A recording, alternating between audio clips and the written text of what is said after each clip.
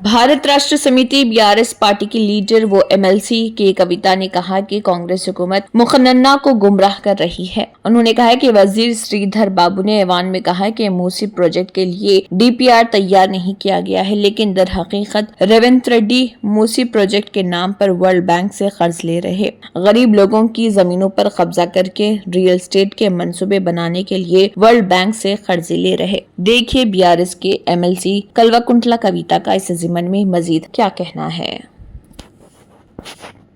ఇచ్చాము అది వేరే ప్రాజెక్ట్ కోసం ఇచ్చామని చెప్పి వారు తప్పుడు సమాచారం ఇచ్చారు.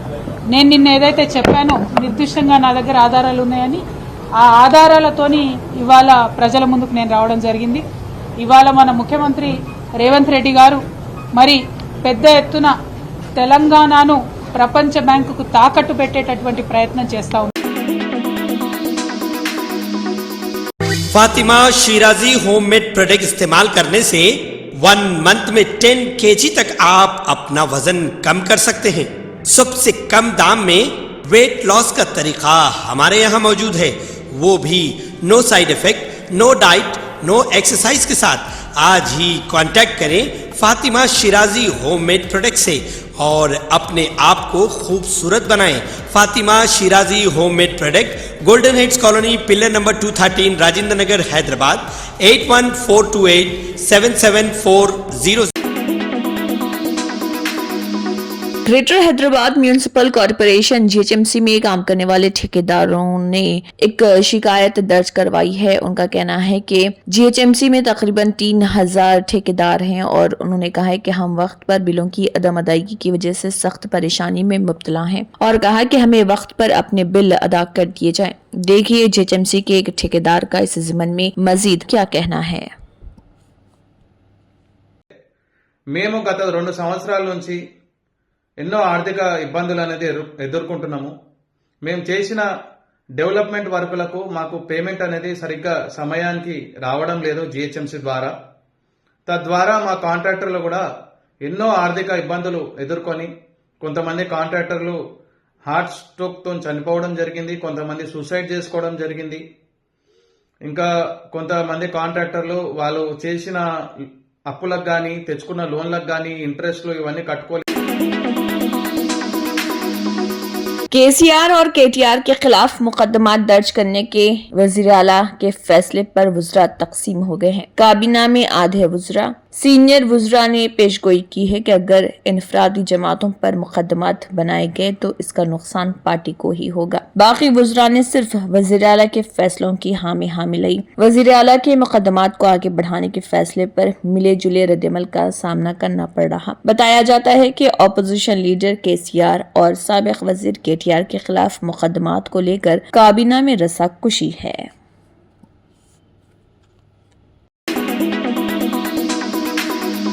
बांसवाड़ा के लोगों को मसाइल का सामना है क्योंकि मिशन भगीरथा का पानी 6 दिनों से दस्तयाब नहीं है। तफसीलात के मुताबिक निजामाबाद बांसवाड़ा मंडल के कुतुबुल्लापुर गांव के लोगों को मिशन भगीरथा पानी की कमी की वजह से मुश्किलात का सामना करना पड़ रहा।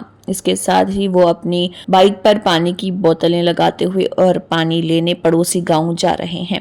गांव वाले इस बात से परेशान हैं कि 6 दिनों से मिशन भगीरथा से पानी क्यों नहीं आ रहा। उन्होंने आला हुकाम से फौरी नोटिस लेने और पानी का मसला जल्द से जल्द हल करने का मुतालबा किया।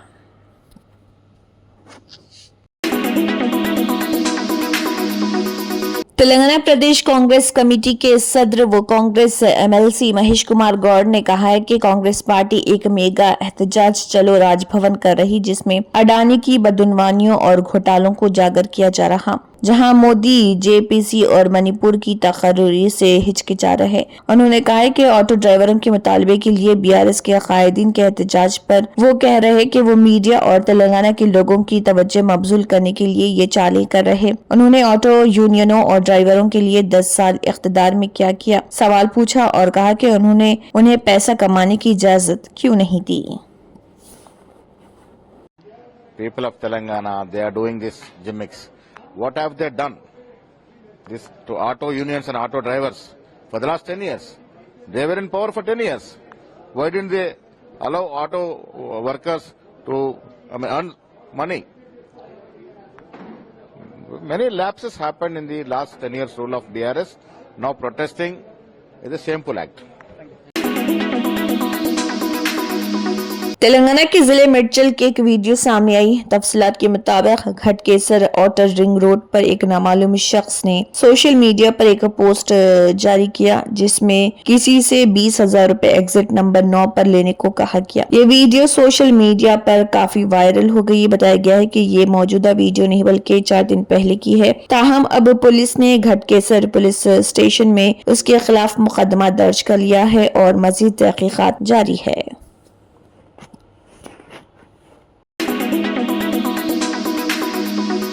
आंध्र प्रदेश के वज़ीर आला और तेलुगु देशम पार्टी के सरबराह चंद्रबाबू नायडू हैदराबाद में टीडीपी के दफ्तर एनटीआर ट्रस्ट भवन पहुंचे, जहां वो पार्टी दफ्तर में तेलंगाना के पार्टी कायदीन और कारकुनों से मुलाकात किए। बताया गया है कि मुस्तकबिल में तेलंगाना में पार्टी की जानिब से इख्तियार की जाने वाली हिकमत अमलियों पर बातचीत के मौके मौजूद रहे। बादशाह चंद्रबाबू नायडू बेगमपेट हवाई अड्डे से खुसूसी परवाज के जरिए गन्नावरम के लिए रवाना हुए।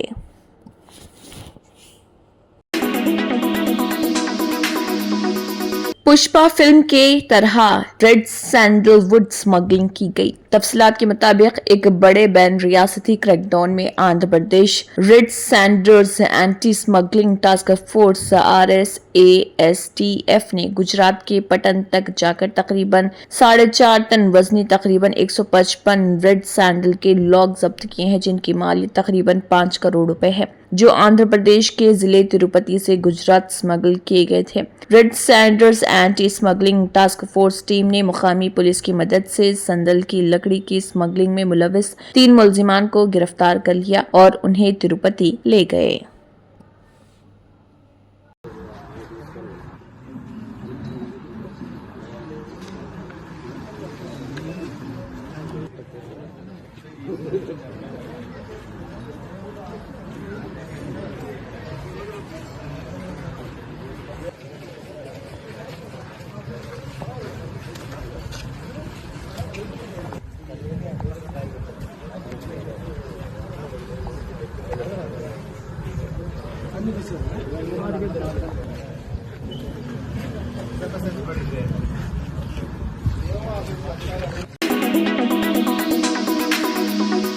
दिल्ली एनसीआर के लोगों को कुछ दिनों तक फिजाई आलूदगी में कमी आने से थोड़ी राहत मिली थी, लेकिन अब एक बार फिर आलूदगी की सतह खतरनाक सतह पर पहुंचती जा रही। AQI.org के मुताबिक सुबह में दिल्ली और पूरे एनसीआर के इलाकों में AQI 400 से ऊपर दर्ज किया गया। वहीं बढ़ती आलूदगी को देखते हुए दिल्ली एनसीआर में ग्रेप ट्री और 4 की पाबंदियां नाफिज की गई। राजधानी के मुख्तलिफ इलाकों में सुबह एयर क्वालिटी इंडेक्स खराब जुमरे में पहुंचता हुआ दिखाई दिया।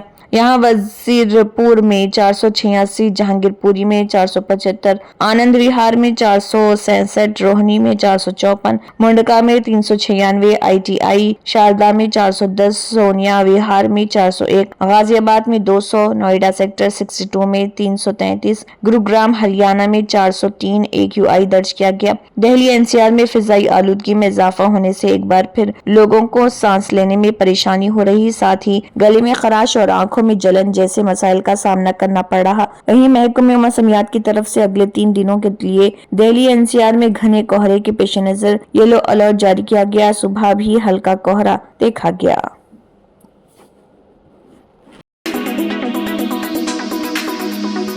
हिंदुस्तानी क्रिकेट टीम के साबिक कोच लालचंद राजपूत का कहना है कि ये देखकर बहुत अफसोस हुआ कि अश्विन ने बैनुल अक़वामी क्रिकेट से रिटायरमेंट ले ली है। उन्होंने कहा है कि हमारे पास बेहतरीन स्पिन गेंदबाजों में से एक था। वो एक दहाई से ज्यादा अरसे तक हिंदुस्तानी स्पिन बॉलिंग के परचम बरदार थे। उन्होंने कहा है कि टेस्ट क्रिकेट खेलने की उनकी ख्वाहिश गैर मामूली थी। वो छोटे फॉर्मेट में भी एडजस्ट करना चाहते थे। वो नीचे बैटिंग कर सकते थे। इससे टीम के रुकन के तौर पर अश्विन की सलाहियत जाहिर होती है। वो बैटिंग के साथ साथ बॉलिंग भी कर सकते हैं। हिंदुस्तानी क्रिकेट में अनमोल शिराकत थी। उन्होंने कहा है कि मैं इसके लिए नेक तमन्नाओं का इजहार करता हूं और मुझे यकीन है कि दूसरी इनिंग्स में वो बहुत से काम करेंगे जिससे उसे मजीद खुशी मिल सकती है।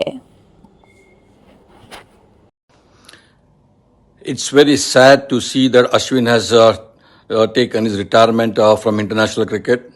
one of the best spin bowlers we had, I think, taking more than 539 test wickets, plus in ODI and T20, I think he must have got more than 800 wickets. And he was the flag bearer of Indian spin bowling for more than a decade. His ambition to play test cricket was phenomenal. Plus, he wanted to adjust in the shorter format as well. He could bat lower down. He has got more than 600s. So that shows the caliber of Ashwin. As a team member, he can do batting plus his bowling as well. Invaluable, contribution to Indian cricket. And I wish him all the very best. And I'm sure in his second innings, he will do many things which can give him more happiness. And I wish him a success in his endeavor, whatever he chooses to do. Rajya Sabha में मरकजी वजीर किरण रिजिजू ने कहा है कि कल मरकजी वजीर दाखिला अमित शाह ने अपनी तकरीर में वाज़ेह तौर पर हमारे एहतराम का एहसास जाहिर किया। उन्होंने ये भी कहा कि जब अंबेडकर जी जिंदा थे तो कांग्रेस ने किस तरह उनकी तौहीन की। कांग्रेस पार्टी ने उन्हें इतने सालों तक भारत रत्न से नवाजा नहीं और इसके साथ ही कांग्रेस पार्टी ने बाबा साहेब की तौहीन की और उन्हें 1952 में एक साजिश के तहत इलेक्शन में शिकस्त दी। उन्होंने कहा कि मैं एक बुद्धमत हूँ और बाबा साहेब के बताए हुए रास्ते पर चलने वाला शख्स हूँ। इस मुल्क में बाबा साहेब ने 1951 में वजीर कानून के ओहदे से इस्तीफा दिया था। 71 साल बाद पीएम नरेंद्र मोदी ने मुझे, जो मैं बुद्धिस्ट हूँ, मुल्क का वजीर कानून बनाया है। बाबा साहब को चुनाव में षड्यंत्र के तहत बाबा साहब को हराने का काम कांग्रेस पार्टी ने किया है। 1952 के बाद फिर दोबारा जब बाई इलेक्शन हुआ, उस बाई इलेक्शन में भी कांग्रेस पार्टी ने विदर्भ में बाबा साहब को फिर से हराया है। कांग्रेस पार्टी ने, अगर बाबा साहब को कांग्रेस पार्टी नहीं हराते तो 52 के बाद भी बाबा साहब दोबारा चुन के सदन में पार्लियामेंट के मेंबर होते। बाबा साहब भीमराव जैसे आदमी को इन्होंने हरा करके देश के साथ इन्होंने खिलवाड़ किया है। आज बाबा साहब का नाम लेकर के उसके नाम को दुरुपयोग करने का काम किया है। उसी को गृह मंत्री ने बताया था कि बार बार अंबेडकर का नाम लेकर के उन्होंने छल कपट करने का काम किया है, वरना क्या। कांग्रेस के रुकन पार्लियामेंट मनिकम टैगोर ने 17 दिसंबर 2024 को डॉक्टर B.R. अम्बेडकर के हवाले से मरकजी वजीर दाखिला अमित शाह के तौहीन-आमेज बयानात पर आज एतराज करते हुए ऐवान में बहस की दरख्वास्त की है। टैगोर ने लोकसभा में इल्तवा का नोटिस जमा कराया, जिसमें कहा कि अमित शाह ने ये कहा था कि डॉक्टर अम्बेडकर का नाम लेना अब कांग्रेस के लिए एक फैशन बन चुका है। उनका मौजना खुदा से किया जाता है। उनके मुताबिक अमित शाह ने इस बात का इशारा किया कि जिन्हें अम्बेडकर का बार बार जिक्र करने की आदत होगी उन्हें जन्नत मिलेगी, जो कि डॉक्टर अम्बेडकर के अजीम काम को हल्का करने की कोशिश है। मनिकम टैगोर ने मजीद कहा कि इस तरह की बातें न सिर्फ डॉक्टर अम्बेडकर की विरासत की तौहीन करती हैं, बल्कि उन लाखों अफराद के जज्बात को भी मजरूह करती हैं जो उन्हें एक अजीम रहनुमा और समाजी इंसाफ के चैंपियन के तौर पर मानते हैं। उनका कहना था कि इस किस्म की तनकीद दरअसल डॉक्टर अम्बेडकर के आईनी किरदार को कमजोर करने की एक कोशिश है और उनकी विरासत को किसी भी सूरत में नजरअंदाज नहीं किया जाना चाहिए। उन्होंने ये भी कहा है कि डॉक्टर अम्बेडकर की विरासत किसी सियासी फायदे के लिए नहीं बल्कि कौमी फख्र और इज्जत का मसला है और जो लोग मनुस्मृति के अकायद पर यकीन रखते हैं वो हमेशा डॉक्टर अम्बेडकर के इन उसूलों से मुत्तफिक नहीं हो सकते जो हर इंसान के लिए मसावत और इंसानी अजमत को अहमियत देते हैं। टैगोर ने मुतालबा किया कि वजीर दाखिला अपने बयानात पर माफी मांगे और हुकूमत से इस तौहीन के खिलाफ सख्त इक़दाम करने की दरख्वास्त की। Against what HM said. Yesterday, Mr. Amit Shah, who believes in Manuwad and who is a follower of Sarvarkar, has expressed his anti-mindset of Ambedkar Sahab. he has told that Ambedkar, Ambedkar, Ambedkar in parliament. We will try to say to him that Ambedkar Jai, Ambedkar Jai, Ambedkar Jai, because if he can't just bulldoze Ambedkar as a legacy. Ambedkar legacy means voice for those oppressed communities of OBCs, scheduled castes, scheduled tribes and all other minorities. We know that Manuwad and Sarwarkar's thinking will be against Baba Sahib Ambedkar. We will not allow them to win. We will fight it out, and Parliament also. We will. There is a Congress MPs meeting at 10:30, and after that also India leaders also going to meet it. We will all voice our concern, and we want an apology. Congress leader Priyanka Gandhi Vadra के फलस्तीन bag पर UP के CM Yogi Adityanath के तबसरे पर Samajwadi party SP के MP Ramgopal Yadav का कहना है कि क्या आप देख सकते हैं कि इस्राइल क्या कार्रवाई कर रहा। उन्होंने कहा है कि उसने लोगों को तबाह कर दिया है। उन्होंने रिजर्वेशन पर यूनियन वजीर दाखिला अमित शाह के बयान पर कहा कि वो कहते हैं कि वो हमेशा यही कहते रहते हैं, ये कोई नई बात नहीं। में एडमिनिस्ट्रेशन का कहना है कि कब्जा किया। संभल का एडमिनिस्ट्रेशन 100% झूठ बोला है। कभी जांच हुई तो ये एडमिनिस्ट्रेशन वाले जेल चले जाएंगे सब। सर, प्रियंका के फिलिस्तीन वाले बैग का जो मुद्दा है वो अब यूपी पहुंच गया। योगी जी ने कहा है कि 5600 योगी के कहने से कोई मुद्दा यूपी नहीं पहुंच सकता, दिल्ली वाला। सर, आपका जैसे कहना है कि आतंकी वाला जो आपने कहा कि जो इजराइल भेजे गए 5600, उस पर क्या कहेंगे आप देख रहे हैं इजराइल कैसा एक्शन कर रहा है, लोगों को तबाह कर दिया। सर, जो अमित शाह जी का जो कल उन्होंने जो संसद में बयान दिया था आरक्षण को लेके, वो हमेशा यही देते रहे। It is not new. Sir, आरक्षण को लेकर आरक्षण के लेके ही तो मैं कह रहा हूँ, मुस्लिम बारे में जो कह रहे हैं वो हमेशा से कह रहे हैं। वो तो अटल बिहारी वाजपेयी के जमाने से भी कह रहे हैं धर्म के आधार पर नहीं दिया जा रहा है। ये क्या कह रहे हैं नई चीज।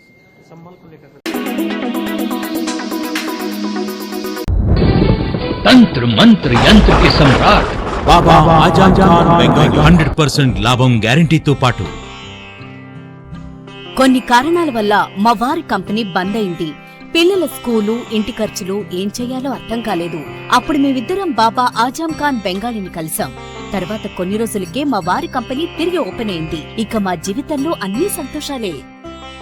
నాకు చాలా కలలున్నాయి, కానీ జేబులో డబ్బులు లేవు. ఇంజనీరింగ్ చదివాను, కానీ జాబ్ లేదు. ఆ సమయంలో నాకేం చేయాలో అర్థం కాలేదు. అప్పుడు నా ఫ్రెండ్ ఒకడు బాబా ఆజం ఖాన్ బెంగాలీ గురించి నాకు చెప్పాడు. ఆయన్ని కలిసిన తర్వాత నేను ఒక కన్స్ట్రక్షన్ కంపెనీలో ఇంజనీర్ అయ్యాను. మేమిద్దరం ఒకరినొకరు ప్రేమించుకున్నాం. కాని మా ఇద్దరి తరపు పెద్దవాళ్లు మా పెళ్లి ఒప్పుకోలేదు. మేము బాబా ఆజం ఖాన్ బెంగాలీ గారిని కలిసాం. ఆ తర్వాత మా పెద్దలు మా పెళ్లి ఒప్పుకున్నారు. ఉద్యోగం, వ్యాపారం, ఇంటి పోరు, ఆర్థిక సమస్యలు, ప్రేమ వివాహం, చేతబడి చేయబడిన వారు, భార్యాభర్తల మధ్య గొడవలు, పెళ్లిలో ఆటంకాలు, సవతిపోరు, శత్రుబాధ, విదేశీయానం, సంతాన ప్రాప్తి, ముట్కార్ని వశీకరణం స్పెషలిస్ట్. నేను చేసిన పనిని ఎవరైనా సవాల్ చేస్తే వారికి నగదు బహుమతి. మా address Baba Azam Khan Bengali, Malakpet, Hyderabad. Phone number 9573048697. Germantown Super Speciality Hospital, National Award winner Dr. Mir Jawad Zar Khan, German trained senior orthopedic surgeon and director. Mahir doctors Dr. Wasif Azam और Dr. Bharvi Chunduri, senior cardiologist और दीगर doctors नुमाया खिदमत अंजाम दे रहे हैं. Robotic surgery, advance cath lab, MRI, operation theatre, ICU, 2D ultrasound जैसी सहूलियात से आरास्ता कॉर्पोरेट लेवल हॉस्पिटल. वाजबी फीस में हर मर्ज से शिफायाबी के लिए Germanten super speciality hospital, Attapur.